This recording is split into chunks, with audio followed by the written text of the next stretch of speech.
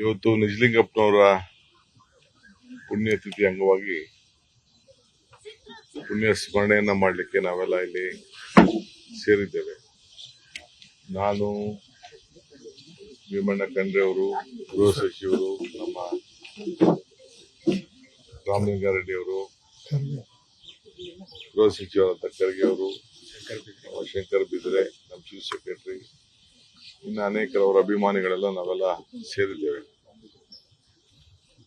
ನಾನು ಕೂಡ ಅನೇಕ ಬಾರಿ ನಿಜಲಿಂಗಪ್ಪನವ್ರ ಹತ್ರ ಚರ್ಚೆ ಮಾಡಿದ್ದೇನೆ. ನಾನು ಎಸ್.ಎಂ. ಕೃಷ್ಣನವರು ಹಲವಾರು ಬಾರಿ ಅವರ ಜೊತೆ ಹೋಗಿದ್ದೇವೆ. ಸೋನಿಯಾ ಗಾಂಧಿ ಅವರು ಕೂಡ ಅವ್ರನ್ನ ಭೇಟಿ ಮಾಡಬೇಕು ಅಂತೇಳಿ ಚಿತ್ರದುರ್ಗಕ್ಕೆ ಬಂದಿದ್ರು. ಕರ್ನಾಟಕ ಭವನದಲ್ಲೂ ಕೂಡ ಅನೇಕ ಸಂದರ್ಭದಲ್ಲಿ ನಾನು ಪ್ರಥಮವಾಗಿ 2ನೇ ಬಾರಿ ಶಾಸಕರಾದಾಗ ಹೋಗಿ ಅನೇಕ ಅವರ ಆಚಾರ ವಿಚಾರಗಳನ್ನ ತಿಳಿದಿದ್ದೇನೆ.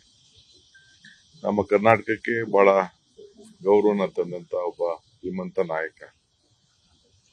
ಅವರು ಕರ್ನಾಟಕದ ಏಕೀಕರಣಕ್ಕೆ ಬಹಳ ದೊಡ್ಡ ಹೋರಾಟವನ್ನ ಮಾಡಿದಂತ ನಾಯಕ.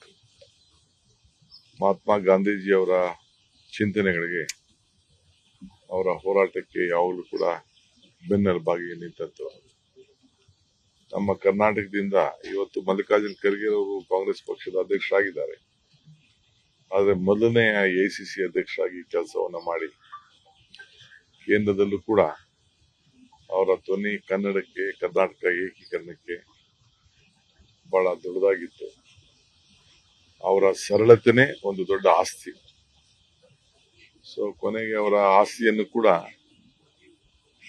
ಇವತ್ತು ನಾವು ಯಾರ ಪಾಲು ಆಗಬಾರ್ದು ಅನ್ನೋ ದೃಷ್ಟಿಯಿಂದ ಸರ್ಕಾರನೇ, ನಮ್ಮ ಸಿದ್ದರಾಮಯ್ಯನವರ ಸರ್ಕಾರದಲ್ಲಿ ನಾವು ಅದಕ್ಕೊಂದು ದೊಡ್ಡ ಜವಾಬ್ದಾರಿ ತೆಗೆದುಕೊಂಡು ನಾವು ಅದು ಸರ್ಕಾರದ ವಶಕ್ಕೆ ತೆಗೆದುಕೊಂಡಿದ್ದೇವೆ. ಇವತ್ತು ಇಂತಹ ನಾಯಕರ ಆಡಳಿತ, ಪರಿಶುದ್ಧವಾದಂತಹ ಆಡಳಿತ, ಜಾತ್ಯತೀತ ತತ್ವ, ಬಸವಣ್ಣವರ ಚಿಂತನೆ ಇವೆಲ್ಲ ಕೂಡ ಪ್ರತಿಬಿಂಬಿಸಿದಂತ ಒಬ್ಬ ಶ್ರೀಮಂತ ಮುಖ್ಯಮಂತ್ರಿ ನಾಯಕರನ್ನ, ಅವರ ಹಾದಿಯನ್ನ ನಾವೆಲ್ಲ ಬೆಳೆಸ್ಕೊಂಡು ಈ ಸಂದರ್ಭದಲ್ಲಿ ಹೋಗ್ಬೇಕಾಗಿದೆ. ಆ ನಿಟ್ಟಿನಲ್ಲಿ ನಾವೆಲ್ಲ ಸೇರಿ ಖಂಡಿತ ಕೆಲಸ ಮಾಡ್ತೀವಿ. ಈ ದೇಶಕ್ಕೆ ಒಂದು ಎಐಸಿಸಿ ಸಂದರ್ಭದಲ್ಲಿ ಎಐಸಿಸಿ ಅಧ್ಯಕ್ಷ ಸ್ಥಾನ ಆಗಿ ಈ ದೇಶದಲ್ಲಿ ಕಾಂಗ್ರೆಸ್ ಸರ್ಕಾರ ಅಧಿಕಾರದಲ್ಲಿದ್ದಾಗ ಕೊಟ್ಟಂತ ಮಾರ್ಗದರ್ಶನಗಳು ಇವೆಲ್ಲ ಕೂಡ ದಾಖಲೆಗಳಲ್ಲಿ ಇಳಿದಿದೆ. ಬೆಳಗಾಂ ಅಧಿವೇಶನ ಸಂದರ್ಭದಲ್ಲೂ ಕೂಡ ಅವರ ಪಾತ್ರ ಬಹಳ ದೊಡ್ಡದಾಗಿತ್ತು.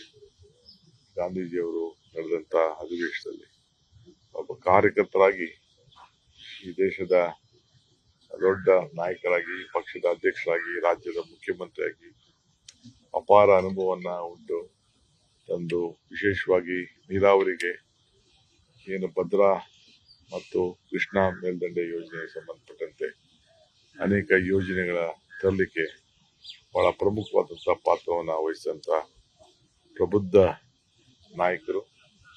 ಅವರೆಲ್ಲ ಕುಟುಂಬದವರು ಕೂಡ ಭಗವಂತ ಒಳ್ಳೇದು ಮಾಡಲಿ. ಅವರ ಮಗಳು, ನಾನು ಓದಂತ ಕಾಲೇಜಲ್ಲಿ ಅವರು ಚೀಫ್ ಮಿನಿಸ್ಟರ್ ಆಗಿದ್ದು ಕೂಡ ಅಧ್ಯಾಪಕರಾಗಿ ಕೆಲಸ ಮಾಡ್ತಾ ಇದ್ರು, ಟೀಚರ್ ಆಗಿ, ಲೆಕ್ಚರ್ ಆಗಿ ಕೆಲಸ ಮಾಡ್ತಾ ಇದ್ರು HKS ಕಾಲೇಜಲ್ಲಿ.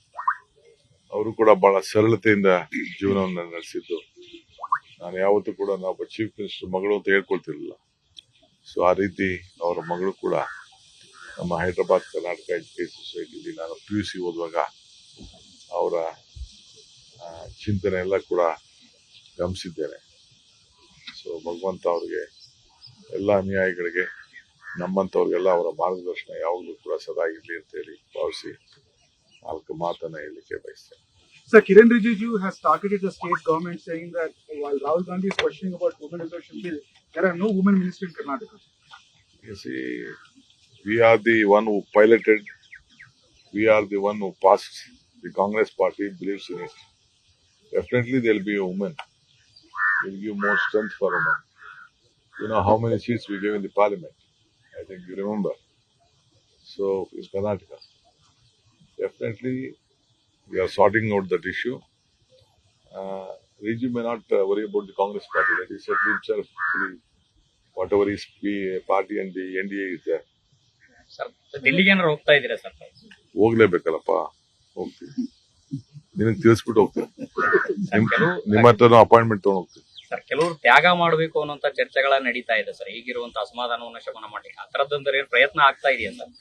ಮಾತಾಡೋಣ, ನಡೀರಿ, ಕಾಫಿ ಕುಡಿಯೋಣ.